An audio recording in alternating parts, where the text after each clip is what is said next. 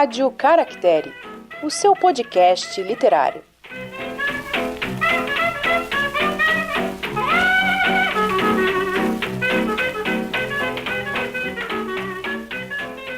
Olá, livrólicos de plantão!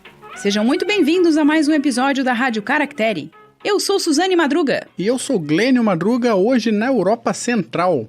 Nossa, que homem importante. Ou não. Episódio de hoje, o tradutor cleptomaníaco e outras histórias de Cornel Est. De Deso Costolani. O livro O Tradutor Cleptomaníaco e Outras Histórias de Cornel Est foi escrito por Deso Costolani, contendo 13 contos, sendo o maior deles intitulado O Presidente. Quem é Deso Costolani? Deso Costolani, nascido no Império Austro-Húngaro no ano de 1885, numa localidade que hoje em dia não é nem Áustria nem Hungria. A cidade dele hoje fica na Sérvia. Ainda assim, considerando os aspectos culturais da época, a gente trata aqui de um dos grandes autores da literatura húngara. Parece complicado, ainda mais se a gente considerar que, apesar de fazer parte da coleção Leste da editora 34, a Hungria, assim como a Áustria e a Polônia, por exemplo, não são leste europeu, são Europa Central. E não se consideram leste europeu também. E eles ficam bem bravos se disser que a região deles é leste da Europa. Exatamente. Então, cuidado com quem você fala que isso é leste europeu. Voltando ao autor, o Costolani foi uma criança agitada que acabou sendo expulsa da escola onde o pai dava aulas. Nossa. E acabou se tornando um sujeito bem comportadinho, trabalhador, escritor, jornalista, contista de mão cheia e tradutor proficiente principalmente de obras da língua inglesa, como cerejinha do bolo, quando o romance Nero, o Poeta Sanguinário, foi publicado na Alemanha, quem fez o prefácio foi só Thomas Mann. Olha isso, olha as relações.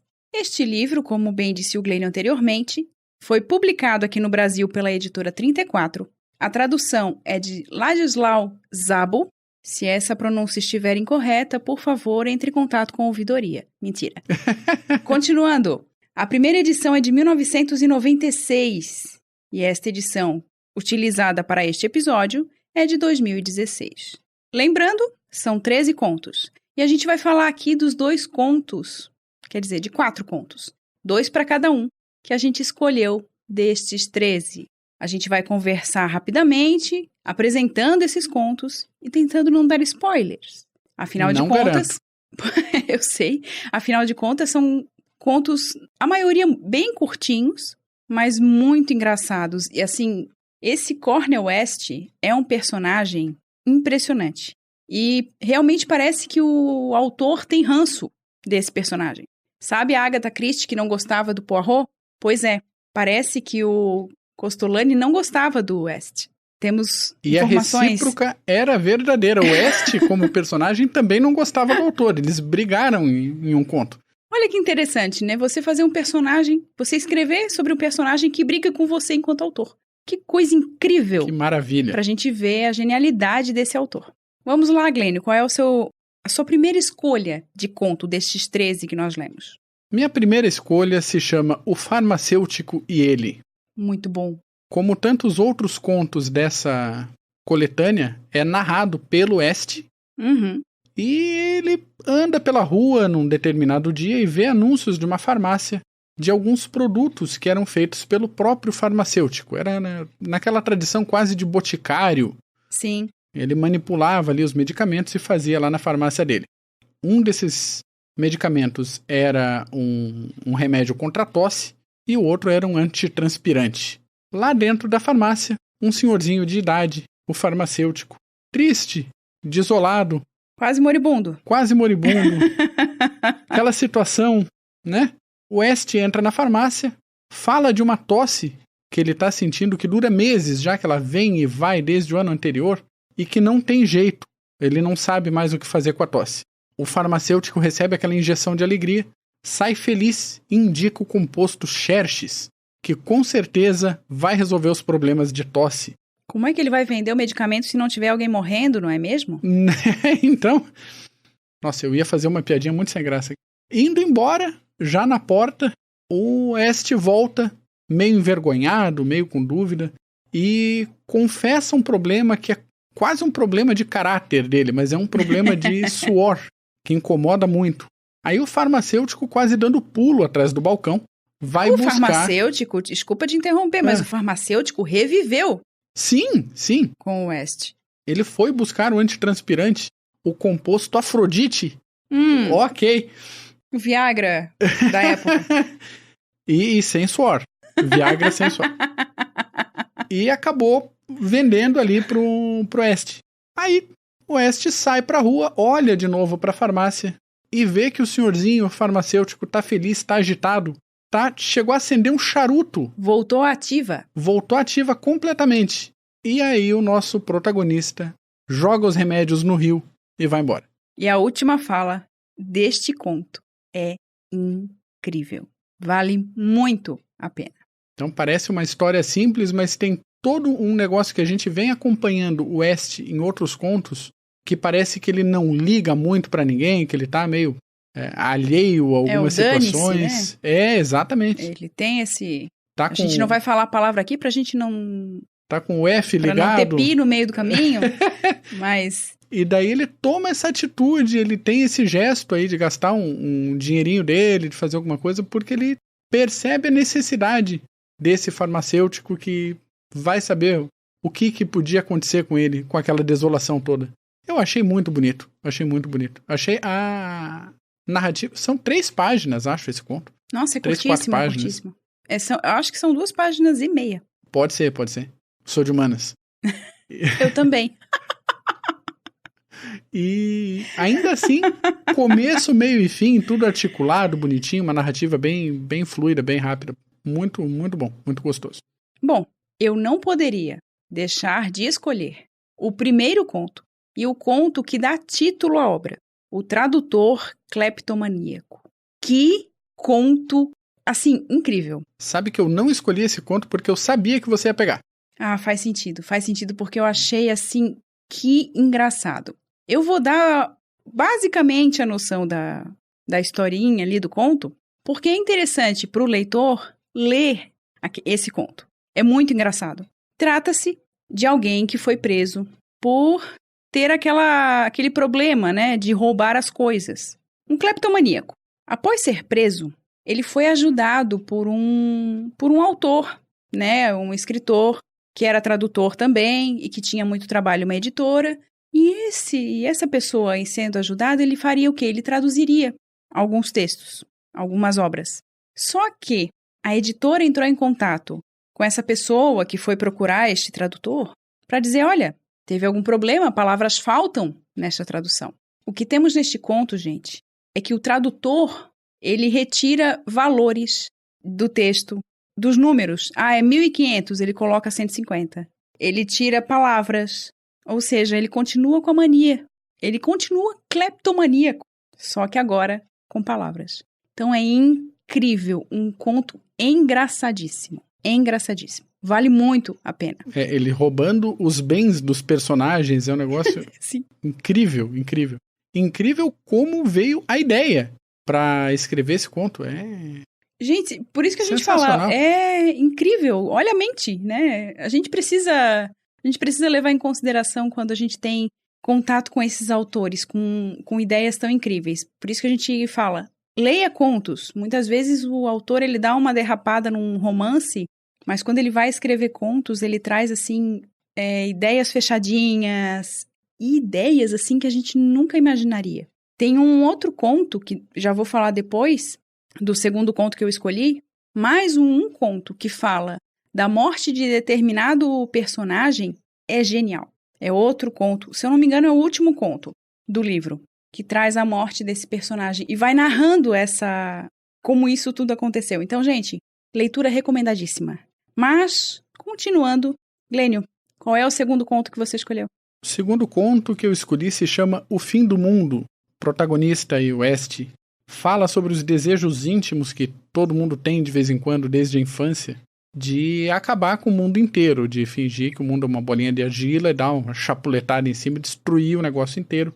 Você, ouvinte, que está passando calor agora, a gente está gravando isso início de 2020, se por acaso você escutar isso daqui uns anos, o calor está uma coisa medonha, tá demais.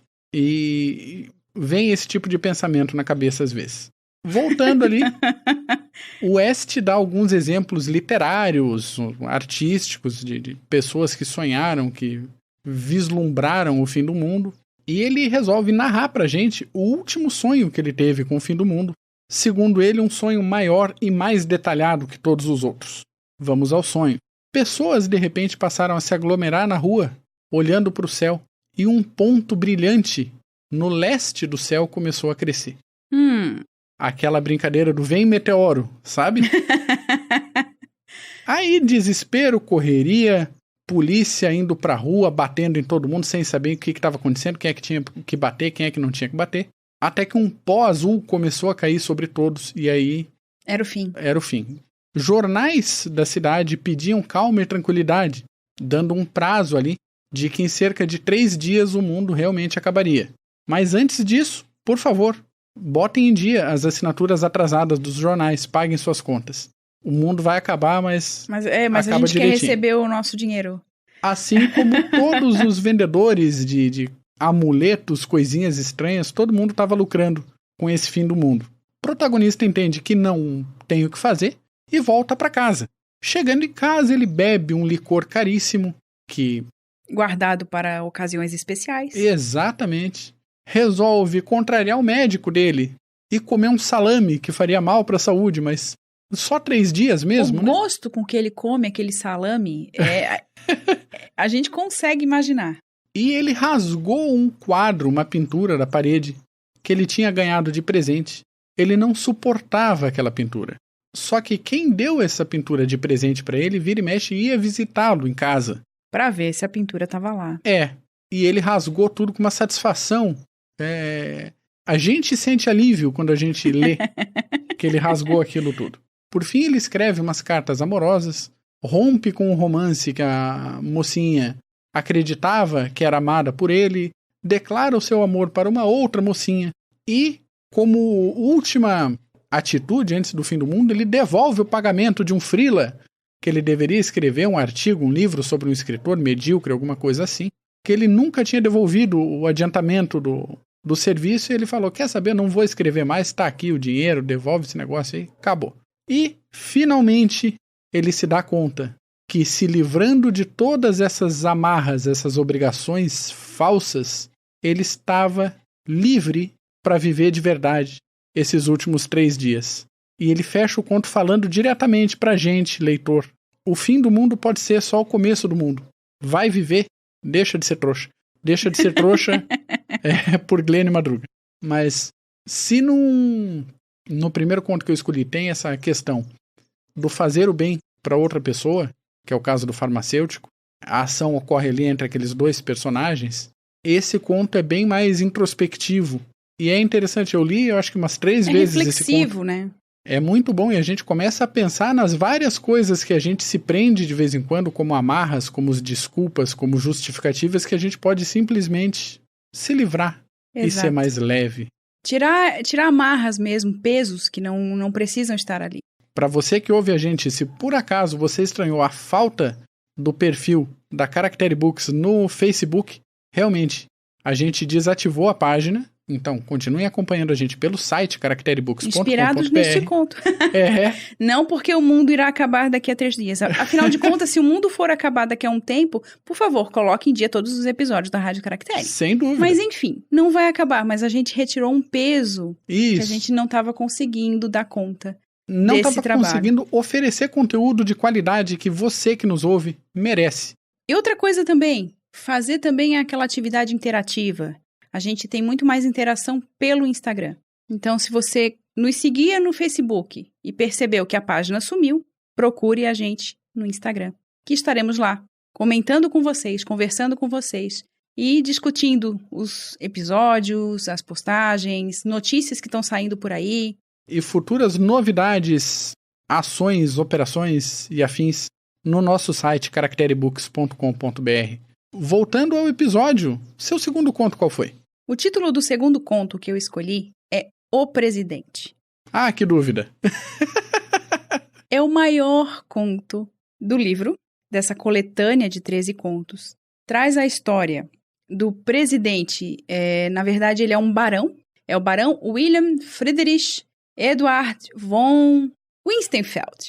E ele é presidente de algumas associações culturais. E uma das mais importantes associações da qual ele era presidente é o Germânia, né? Era a Associação Germânia.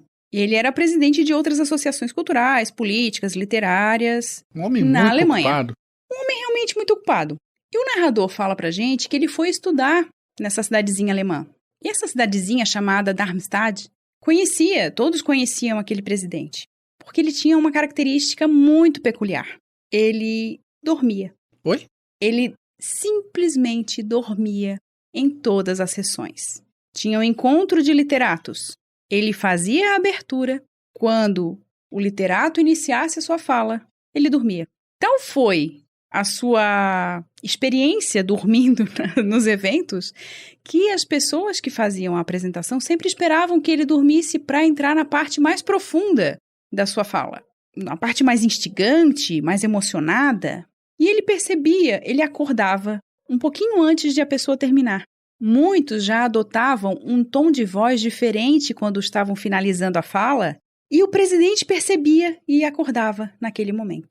E assim acontecia em todos os eventos, e ele participava de muitos, alguns eventos no mesmo dia, então ele dormia. Certa feita, teve um grupo lá que, jovens, revolts, começaram a ficar um pouco estranhos, assim, em relação a essa atividade desse presidente. E começaram a achincalhar ele. Isso deu aquela mexida na estrutura do que se compreendia o papel desse presidente. Mas tudo continuou igual. E o que o narrador traz para a gente a respeito desse papel do presidente é muito interessante para a gente pensar a respeito da crítica, talvez. Porque sim, porque não, pode ser. Que o autor traz para a gente a respeito do papel do presidente, ou o que ele acredita, o papel do presidente. Não como alguém que esteja dormindo, mas alguém que não esteja atrapalhando. Aí eis a questão aqui. Eu, ao menos, tenho a experiência de que na vida pública só se pode manter a paz e a união se deixarmos tudo ir no seu próprio rumo, se não nos intrometermos nas eternas leis da vida, que não dependem da nossa vontade, e que, por isso, dificilmente poderíamos modificar. Mais para frente, o autor diz assim, o narrador deste conto, né? A literatura também morre pela organização, a camaradagem, o corporativismo, a crítica caseira, que escreve algumas linhas amáveis sobre o burro-chefe. Ele faz crítica de tudo que é tipo. Então é um conto cheio dessas críticas não tão veladas do papel de alguém que está no poder, não nesse poder de mandar, mas nessa posição de representante de uma ordem, de alguém que está numa situação de ser aquela referência. Tanto é esse papel do presidente nesse conto, que havia esse acordo que ele dormiria nas falas. Quando ele recebe a crítica de que ele só dormia enquanto os eventos aconteciam, ele tenta ficar acordado. Em alguns momentos ele fica. Mas as pessoas que estavam fazendo a palestra, a apresentação, a conferência, se incomodavam. Porque não era para ele estar acordado. Isso incomodava. Então ele voltou a dormir.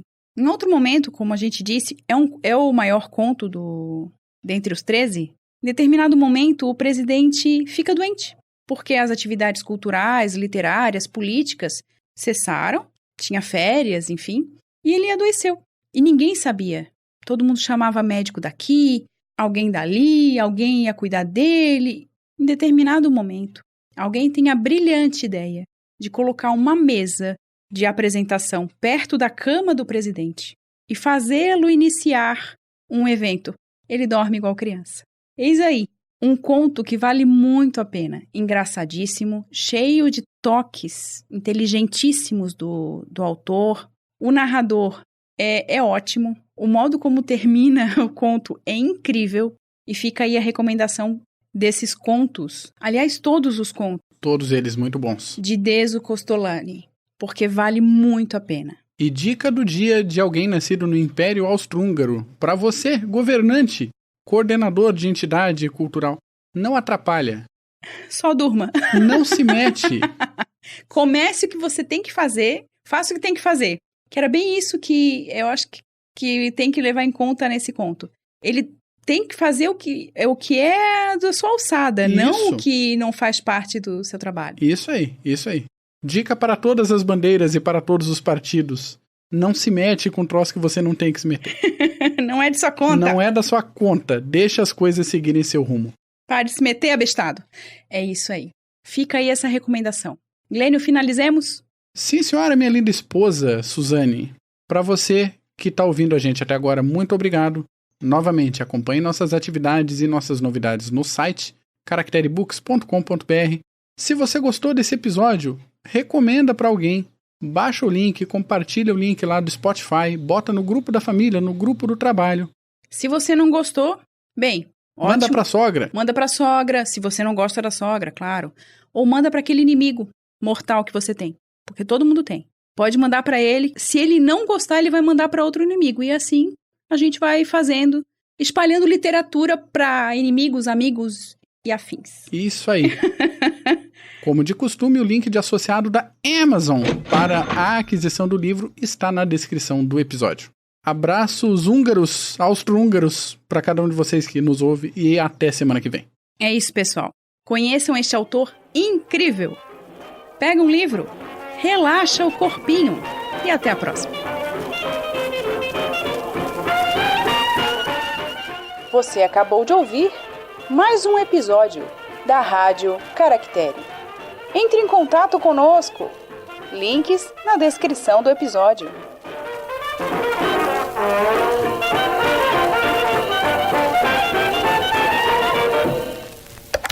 Este podcast faz parte da Podcast E. Conheça os demais podcasts acessando podcast.com.br.